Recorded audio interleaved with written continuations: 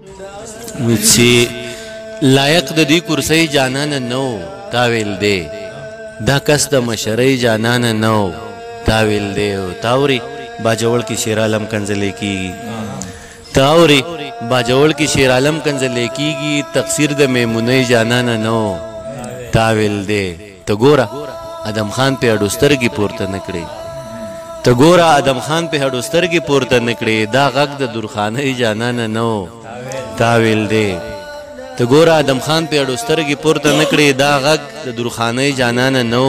تا ویل دی او ته ګوره سمدستي دیدنونه په موږ بند کړو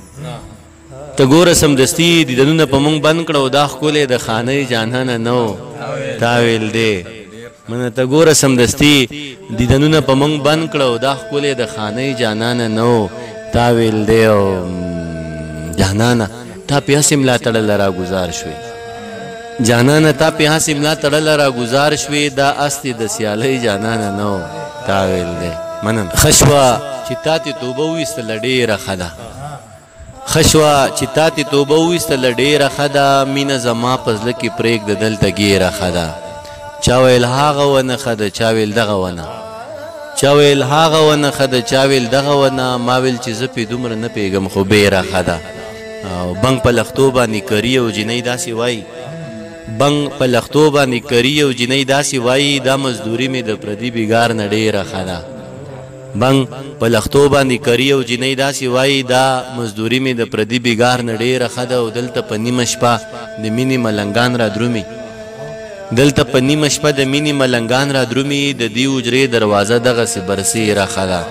او دانشه ماته د جانان د کوڅې خاوره غوره دانشه ماته د جانان د کوڅې خاوره غوره دغه خزلې د عطرو د نمیره ښه ده منم چې کاږه واږه روان دي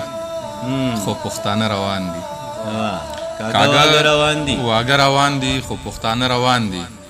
زما د زړه له کوره یاران پاخه روان دي کاږه واږه روان دي خو پښتانه روان دي زما د زړه له کوره یاران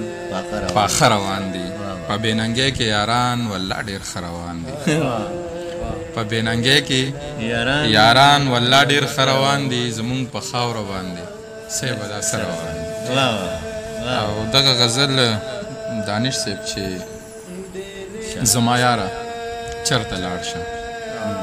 زما یاره چرته لاړ شم ونېګاره چرته لاړ شم ښه پوهېږم چې مرمه له دې ښاره چرته لاړ شم ښه پوهېږم چې مرمه له دې ښاره چرته لاړ شم زه په خپله خوښه نه ځم ستا لپاره چرته لاړ شم زه په خپله خوښه نه ځم ستا لپاره چرته لاړ شم نه صابر شته نه اشنا شته بې زیاره چرته لاړ شم نه صابر شته نه اشنا شته بې زیاره چرته لاړ شم زما زړه پې اوبه نه څکي په دې لاره چرته لاړ شم زما زړه پې اوبه نه څکي په دې لاره چرته لاړ شم او دې د پلار نیکه وطن مې سیم صاحب دې د پلار نیکه وطن مې یا سرکاره چرته لاړ شم دې د پلار نیکه وطن مې سرکار چرته لاړ شم د سرو سپینو خریداره چرته لاړ شم د سرو سپینو خریداره چرته لاړ شم د لښتو د بنګ له غمه او کوکناره چرته لاړ شم مکتبه کې نشته بس دغه نوي شعرونه دغه مې درسره